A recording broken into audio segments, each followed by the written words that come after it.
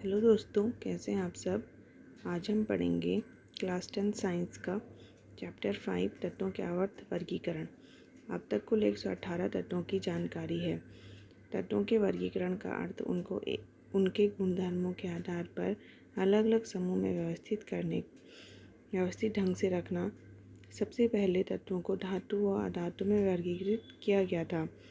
Darwin राइनर के त्रिक, यह बहुत ही इम्पोर्टेंट क्वेश्चन है जो कि एग्ज़ाम में अक्सर आ जाता है। डार्बिन राइनर ने 3 तत्वों का त्रिक बनाया, जिन्हें परमाणु द्रव्यमान के आरोही क्रम में रखने पर बीच वाले तत्व का परमाणु क्रमांक अन्य 2 तत्वों के परमाणु द्रव्यमान का लगभग औसत होता है। इस त्रिक को डार्बिन राइनर का त्रिक नियम कहते हैं। एग्जाम्पल, यहाँ पे आप देख सकते हैं कि तीन के आप यहाँ पे त्रिक बनाए गए हैं। जैसे पहला त्रिक है लिथियम सोडियम पोटेशियम का, सेकंड त्रिक है कैल्शियम स्ट्राटियम बेरियम का, थर्ड है क्लोरीन ब्रोमीन आयोडीन का। जिस आधार पर डार्बिन राइनर ने त्रिक बनाए थे, उस आधार पर वे 3 ही त्रिक बन पाए। वे अन्य तत्वों के साथ कोई त्रिक नहीं बना पाए, इसलिए त्रिक में वर्गीकृत करने की यह पद्धति सफल नहीं हो पाई। सेकंड नियम दिया था न्यूलैंड का अष्टक नियम। ये भी इम्पॉर्टेंट है और ये भी पूछ लिया जाता है। न्यूलैंड ने 1966 में तत्वों को परमाणु द्रव्यमान के आरोही क्रम में व्यवस्थित किया।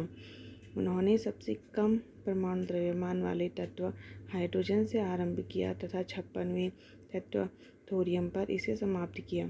उन्होंने पाया कि प्रत्येक 8वें तत्व का गुणधर्म पहले तत्व के गुणधर्म के समान है।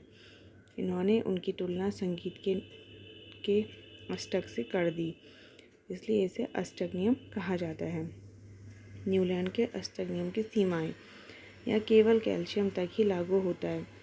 न्यूलैंड 56 तत्वों के अलावा भविष्य में अन्य तत्व नहीं मिलेंगे यह सोचा था, परंतु बाद में नए तत्व पाए गए और मिले तत्वों के गुणधर्म अष्टक सिद्धांत से नहीं मिलते थे। न्यूलैंड का अष्टक नियम केवल हल्के तत्वों के लिए ही लागू हो सका। आयरन को कोबाल्ट एवं निकेल से दूर रखा गया, जबकि उनके गुणधर्म समान हैं। यहाँ पे आप देख सकते हैं सारणी को, जिसमें न्यूलैंड ने अष्टक नियम दिया है, जो कि संगीत के स्वरों से लिया गया है, सा रे गा मा पा धा नी। इसके बाद आती है मेंडलीव की आवर्त सारणी, जो कि मोस्ट इम्पॉर्टेंट है। अपनी आवर्त सारणी में तत्वों को उनके मूल गुणधर्म, परमाणु द्रव्यमान तथा रासायनिक गुणधर्मों में समानता के आधार पर व्यवस्थित किया गया। जब मेंडलीव ने अपना कार्य आरंभ किया तब 63 तत्व ज्ञात थे। उन्होंने तत्वों के परमाणु द्रव्यमान एवं उनके भौतिक व रासायनिक गुणधर्मों के बीच संबंधों का अध्ययन किया। मेंडलीव की आवर्त सारणी में ऊर्ध्व स्तंभ को समूह तथा क्षैतिज स्तंभ को क्षैतिज पंक्तियों को आवर्त कहते हैं। मेंडलीव की आवर्त सारणी की उपलब्धियाँ, अज्ञात तत्वों के लिए स्थान छोड़े गए, जैसे कि स्कैंडियम गैलियम जर्मेनियम। समान गुणधर्म वाले तत्वों को एक स्थान मिला। थर्ड, पिछली व्यवस्था को छेड़े बिना अक्रिय गैसों का पता लगाने पर इन्हें अलग समूह में रखा जा सकता है। कमियाँ, समस्थानिकों की स्थिति स्पष्ट नहीं की, हाइड्रोजन का स्थान निश्चित न होना, कुछ तत्वों का परमाणु द्रव्यमान के अनुसार अनुचित क्रम होना। यहाँ पे आप देख सकते हैं मेंडलीव द्वारा दी गई आवर्त सारणी, जिसको कि मेंडलीव ने दिया था। उसके बाद आधुनिक आवर्त सारणी आई, जो कि बहुत ही इम्पोर्टेंट है और एग्ज़ाम में हर बार पूछी जाती है। चाहे इन दोनों का डिफरेंस पूछा जाए, चाहे सिंगल आवर्त सारणियाँ पूछी जाए, पर पूछी जरूर जाती हैं। तत्व के परमाणु द्रव्यमान की तुलना में उसका परमाणु संख्या व अधिक आधारभूत गुणधर्म है। आधुनिक आवर्त नियम के अनुसार तत्वों के गुणधर्म उनकी परमाणु संख्या का आवर्त फलन होते हैं। मेंडलीव की आधुनिक आवर्त सारणी द्वारा आवर्त सारणी के सभी दोष दूर हो गए। समस्थानिकों की स्थिति स्पष्ट हो गई। समान परमाणु संख्या वाले तत्व एक स्थान पर समान समूह में रखा गया। परमाणु संख्या सदैव पूर्ण संख्या होती है, अतः हाइड्रोजन व हीलियम के बीच कोई भी तत्व नहीं आएगा, यह कहा गया। परमाणु संख्या, आखिर परमाणु संख्या कहते किसे हैं, एग्ज़ाम में आ जाता है। परमाणु संख्या को हम Z से रिप्रेजेंट करते हैं। परमाणु संख्या अणु के केंद्र में पाए जाने वाले प्रोटॉन की संख्या के बराबर होती है। आधुनिक आवर्त सारणी में 18 ऊर्ध्व पंक्तियां हैं जिन्हें समूह कहा जाता है तथा 7 क्षैतिज पंक्तियों को आवर्त कहा जाता है। किसी आवर्त में पाए जाने वाले सभी तत्वों की संख्या समान होती है।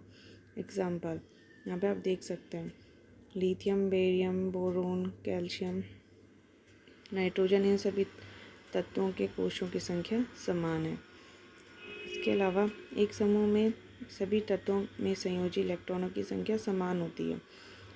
समूह में भी आप देख सकते हैं, हाइड्रोजन 1, लिथियम 2 1, नाइट्रोजन 281, पोटेशियम 2881। इनमें आप देख सकते हैं इनके कोशों में जो बाहरी कोश है उसमें सब में 1 1 है, तो इनमें क्या है, इलेक्ट्रॉनों की संख्या सेम है। सभी तत्वों में संयोजी इलेक्ट्रॉनों की संख्या एक समान है। विभिन्न कोशों में भरे जाने वाले इलेक्ट्रॉनों की संख्या के आधार पर आवर्त में तत्वों की संख्या बता सकते हैं। आवर्त सारणी में तत्वों की स्थिति उनकी क्रियाशीलता को बताती है। संयोजकता इलेक्ट्रॉनों द्वारा तत्व द्वारा निर्मित आबंध प्रारूप तथा संख्या निर्धारित होती है। यहाँ पे आप जो आधुनिक आवर्त सारणी है उसका भी आप सारणी देख सकते हैं। आधुनिक आवर्त सारणी की प्रकृति। आधुनिक आवर्त सारणी की प्रकृति। संयोजकता, यह जब रासायनिक यौगिक बनाता है, जब तत्व रासायनिक यौगिक बनाता है तो दूसरे परमाणु के साथ तत्व की संयोजक क्षमता को संयोजकता कहते हैं। अथवा बाह्यतम कोश को पूरा करने के लिए तत्व को जितनी इलेक्ट्रॉन देने या साझा करने की ज़रूरत होती है वह तत्व की संयोजकता कहलाती है। यहाँ पे आप एग्जाम्पल देख सकते हैं। परमाणु साइज। परमाणु साइज से परमाणु त्रिज्या का पता चलता है। एक परमाणु में केंद्र के बाह्य कोश की दूरी ही परमाणु साइज है।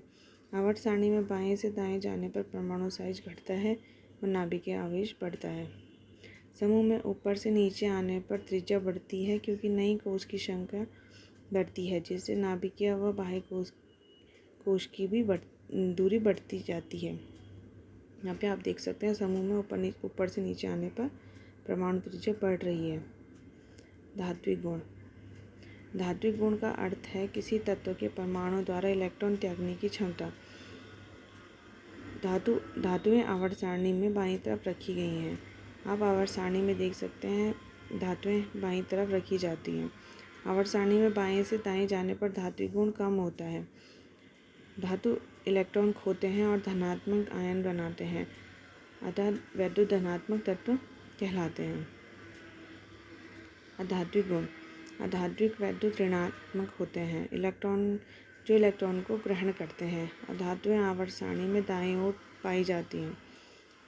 आवर्त में बाएं से दाएं जाने पर अधात्विक गुण बढ़ता है क्योंकि प्रभावी नाभिकीय आवेश बढ़ने के कारण इलेक्ट्रॉन ग्रहण करने की प्रवृत्ति बढ़ जाती है। समूह में ऊपर से नीचे आने पर अधात्विक गुण कम होता जाता है क्योंकि प्रभावी नाभिकीय आवेश कम होने के कारण इलेक्ट्रॉन ग्रहण करने की प्रवृत्ति भी कम हो जाती है। आवर्त सारणी में उपधातु व अर्ध उपधातु पाई जाती है। धातु ऑक्साइड क्षारीय प्रकृति के होते हैं, जबकि अधातु ऑक्साइड जो होते हैं वो अम्लीय प्रकृति के होते हैं। तो आज हमने चैप्टर 5 कंप्लीट किया है। आई होप सो आपको अच्छा लगे। अगर आपकी क्वेरी या कोई क्वेश्चन है तो आप कमेंट बॉक्स में पूछ सकते हैं। Thank you.